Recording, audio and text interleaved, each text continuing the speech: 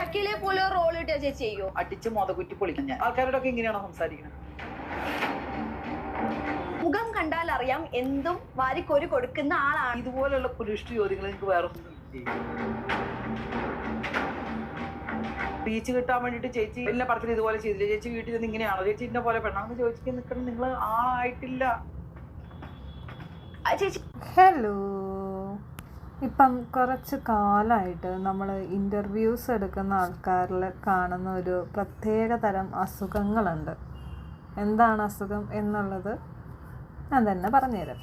Interview എന്ന് പറഞ്ഞ് വിളിച്ചു വരുത്തി അധിക്ഷേപിക്കുക അല്ലെങ്കിൽ അപമാനിക്കുക എന്നൊക്കെ വേണമെങ്കിൽ നമുക്ക് ഈ അസുഖത്തെ വിളിക്കാം. ചിലതൊക്കെ സ്ക്രിപ്റ്റഡ് ആണ്, മറ്റ് ചിലത് നമ്മളൊട്ടും പ്രതീക്ഷിക്കാത്ത ഒരു ഗസ്റ്റിനെ വിളിച്ച് വരുത്തി ഇരുത്തി മനഃപൂർവ്വം അപമാനിക്കുക എന്നുള്ളതും. ഇവിടെ പഴയൊരു ആക്ട്രസ് പ്രിയങ്ക അനൂപ്, അവരുടെ ഒരു ഇൻ്റർവ്യൂ വന്നിട്ടുണ്ട്. അതിൽ കുറച്ച് കാര്യങ്ങൾ ഒന്ന് കേൾക്കാം. ചേച്ചിയുടെ ഒരു പഴയ സിനിമ പുലിവാൽ കല്യാണം എന്ന് പറയുന്ന ഒരു സിനിമയില് ചേച്ചി അഭിനയിച്ച ഒരു റോൾ ഉണ്ടായിരുന്നല്ലോ, സലീം കുമാറിന്റെ പാർട്ണറായിട്ട് ഒരു റോൾ അഭിനയിച്ചിട്ടുണ്ടായിരുന്നു. അപ്പൊ അതിനകത്തൊരു ഡബിൾ മീനിങ്ങിൽ ഒരു കാര്യം പറയുന്നുണ്ട്, മുഖം കണ്ടാൽ അറിയാം എന്തും വാരിക്കോരി കൊടുക്കുന്ന ആളാണെന്ന്. ഒരു ഡബിൾ മീനിങ്ങിലെ കാര്യമാണ്. അപ്പൊ ആ വേഷം അറിഞ്ഞുകൊണ്ട് എന്നെ ചേച്ചി എടുത്തതാണോ? ഞാൻ ചോദിക്കട്ടെ, നിങ്ങൾ ഇതുപോലുള്ള പുരുഷ ചോദ്യങ്ങൾ നിങ്ങൾക്ക് വേറെ ഒന്നും ഇല്ലേ? എന്താണ് അതിനകത്ത്? സിനിമ എന്ന് പറയുന്നത് അഭിനയം അല്ലേ? എത്ര ആൾക്കാർ എന്തൊക്കെ റോൾ അഭിനയിക്കുന്നുണ്ട്. ഞാൻ അവിടെ പോകുന്നു, അഭിനയിക്കുന്നു, എന്റെ ജോലി ചെയ്യുന്നു, ഞാൻ പോരുന്നു. പിന്നെ അതിനകത്ത് മീനിങ് നോക്കി ഇന്റർവ്യൂ എന്നാ പിന്നെ മിണ്ടരുതല്ലോ നമ്മള്. നിങ്ങൾക്ക് ഇത് ചോദിക്കാൻ തന്നെ നിങ്ങൾക്ക് എന്താ അവകാശമുള്ളൂ? ഒരു കാര്യം ചോദിക്കട്ടെ, നീ ഇപ്പം ഈ ഇൻ്റർവ്യൂവിൽ വന്നിട്ടിരുന്നിട്ട് ഓരോ ചോദ്യങ്ങൾ ചോദിക്കുന്നുണ്ട്. നീ ഇതേപോലെയാണോ നിൻ്റെ വീട്ടിലിരിക്കണ അച്ഛൻ്റെ അടുത്തും അമ്മയുടെ അടുത്തും സംസാരിക്കുന്നത്? ആണോ? ഇതുപോലെ നീ അച്ഛൻ്റെ അടുത്തും അമ്മയുടെ അടുത്തും പോയിട്ട് ഇതുപോലെ സംസാരിക്കുമോ? പ്രൊഫഷൻ വേറെ, ജീവിതം വേറെ അല്ലേ? ഇതുപോലെ ഇയാൾ പോയിട്ട് ഇയാളുടെ വീട്ടിൽ അച്ഛൻ്റെ അമ്മയുടെ അടുത്ത് സംസാരിക്കുകയാണെങ്കിൽ പിന്നൊന്നും പറയാനില്ല. കാരണം വിവരമില്ലായ്മ അതൊരു അഹങ്കാരമായിട്ട് കൊണ്ട് നടക്കുന്ന ആൾക്കാരുടെ അടുത്ത് എന്ത് പറയാനാ? ചേച്ചി ഒരു കുടുംബിനി എന്ന നിലയിൽ നല്ല നാടനായിട്ട് അല്ലെങ്കിൽ കുടുംബമായിട്ട് നല്ല രീതിക്ക് അന്തസ്സായിട്ട് ജീവിക്കുന്ന ഒരാളാണ്. അപ്പം ചേച്ചി അങ്ങനെ ജീവിച്ചിട്ട് അങ്ങനെയൊക്കെ പറഞ്ഞിട്ട് അത്തരത്തിലുള്ള ഡബിൾ മീനിങ് അല്ലെങ്കിൽ അത്തരത്തിലുള്ള റോള് ചെയ്യുമ്പോൾ ആ ചേച്ചിക്ക് ഇതുമായിട്ട് യോജിപ്പ് ചെയ്യാൻ പറ്റുമോ, യോജിക്കാൻ പറ്റുമോ? എങ്ങനെ? ഞാൻ അതുപോലെയാണോ നടക്കുന്ന സ്ത്രീയാണോ? അങ്ങനെ നടക്കുന്ന സ്ത്രീയാണെന്ന് അങ്ങനെ നിങ്ങൾ പറയണോ? സ്ത്രീ ആണെന്നല്ല, ഇവൻ ചേച്ചി പറയുന്നു ആസ് എന്തായാലും അതൊരു അഭിനയമാണ്. കുടുംബം വേറെ, അഭിനയം വേറെ. ഇപ്പൊ റിയൽ ലൈഫിൽ ചേച്ചി പറയുന്നു ഞാൻ അങ്ങനെയാണ്, അല്ലെങ്കിൽ ഞാൻ കുടുംബം നോക്കുന്ന ഒരു ഭാര്യയാണ്.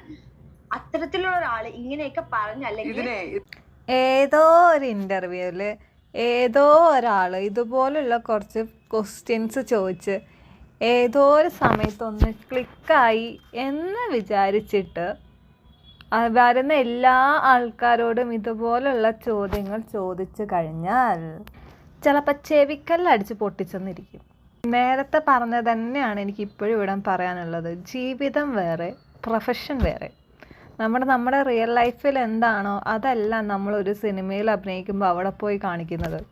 അവിടെ ഒരു സ്ക്രിപ്റ്റ് ഉണ്ടാവും, ആ സ്ക്രിപ്റ്റിൽ എന്തിരിക്കുന്നു അതനുസരിച്ചാണ് ആൾക്കാർ അഭിനയിക്കുന്നത്.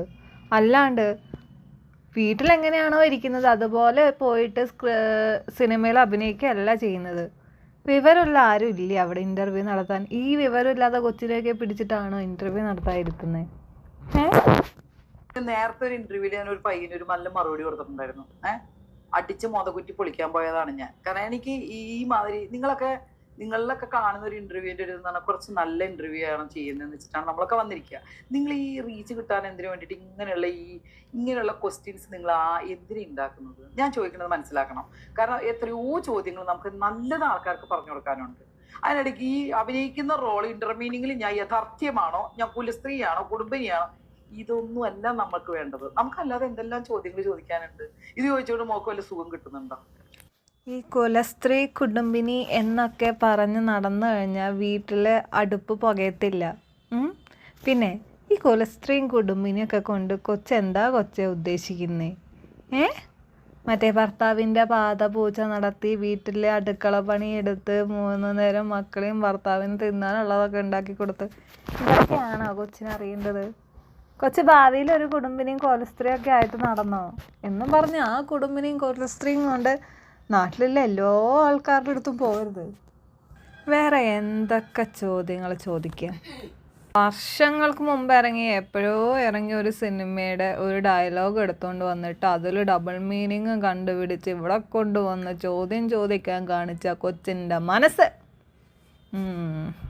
നമ്മൾ ആ സമയത്ത് കണ്ട് ചിരിച്ച് കളഞ്ഞ ഒരു സിനിമയിൽ ആ ഒരു ഡയലോഗിന് ഇത്രയൊക്കെ ചിന്തിച്ചെടുത്തുകൊണ്ട് വരാൻ എനിക്ക് തോന്നുന്നില്ല ആ സമയത്ത് ആൾക്കാർ ഇങ്ങനെയൊക്കെ ചിന്തിച്ചെടുത്തുകൊണ്ട് വരുന്നുള്ളത്. ഇപ്പം എന്തൊക്കെ എവിടെയൊക്കെ ഡബിൾ മീനിങ് കണ്ടുപിടിക്കാൻ പറ്റുമോ അവിടെയൊക്കെ ഡബിൾ മീനിങ് കണ്ടുപിടിച്ച് ഇൻ്റർവ്യൂ എന്നും പറഞ്ഞ ആൾക്കാരെ വിളിച്ചിരുത്തി അങ്ങ് അപമാനിക്കുക. കൊള്ളാം, എന്നാലല്ലേ കുറച്ച് റേറ്റിങ്ങും റീച്ചൊക്കെ കയറത്തുള്ളൂ അല്ലേ. റിയൽ ചോദ്യം എന്താ റിയൽ ചോദ്യം? എടോ അഭിനയ ഞാൻ ഇവിടെ താൻ ഇവിടെ നിന്ന് ഇന്റർവ്യൂ ചെയ്യുന്നുണ്ട്, താൻ വീട്ടിൽ പോയി ദിവസം ഇന്റർവ്യൂ ചെയ്തോണ്ടിരിക്കുകയാണ്. ആൾക്കാരോടൊക്കെ ഇങ്ങനെയാണോ സംസാരിക്കുന്നത്? അല്ല. അപ്പൊ അത്രേ ഉള്ളൂ. അപ്പൊ അഭിനയിക്കാൻ ഏത് റോൾ കിട്ടിയാലും ഞാൻ പിന്നെ എന്റെ ജോലി അഭിനയല്ലേ. പിന്നെ അതേപോലെ ഷക്കീല അവരൊക്കെ അഭിനയിക്കുന്ന റോൾ അത് എന്റെ ഇഷ്ടമല്ലേ. അതുപോലത്തെ റോള് എനിക്ക് എന്റെ വീടും കാര്യങ്ങളൊക്കെ നോക്കിയിട്ട് ഞാൻ അഭിനയിക്കാറ്. എനിക്ക് അങ്ങനത്തെ റോള് കിട്ടി അഭിനയിക്കേണ്ട രീതി ചിലപ്പോ അതിൽ വന്നു കഴിഞ്ഞാൽ ചിലപ്പോ ആ നല്ല റോള് വേറെ ഞാൻ ചെയ്തിരിക്കും. എന്റെ ജോലി അഭിനയം. ചേച്ചിയുടെ കുടുംബിനി എവിടെ പോണു? അത് മനസ്സിലാക്കാൻ വിവരമുള്ള ആൾക്കാരാണ് ഈ സമൂഹത്തിലുള്ളത്. അഭിനയം വേറെ എത്രയോ പേര് എത്രയോ നല്ല റോൾസ് അഭിനയിച്ചിട്ടുണ്ട്. ഈ വന്നിരിക്കുന്ന എത്രയോ നടികൾ എന്തെല്ലാം റോൾ ചെയ്തിട്ടുണ്ട്. അതൊക്കെ വെച്ച് കമ്പയർ ചെയ്യുന്നതല്ല ലൈഫ്. ഈ സാരി ഉടുത്ത് സിന്ദൂരവും തൊട്ട് കുടുംബവും നോക്കി നടക്കുന്ന എല്ലാ ആൾക്കാരെയും കുടുംബിനി കുലസ്ത്രീ അല്ലെങ്കിൽ അതിൻ്റെ അപ്പുറത്ത് എന്തെങ്കിലും ഉണ്ടെങ്കിൽ അവർ ആണ് എന്നുള്ള തന്നെ പോലെയുള്ള ആൾക്കാരുടെ കുറച്ച് കാഴ്ചപ്പാടുകളുണ്ട്. അതാദ്യം മാറണം.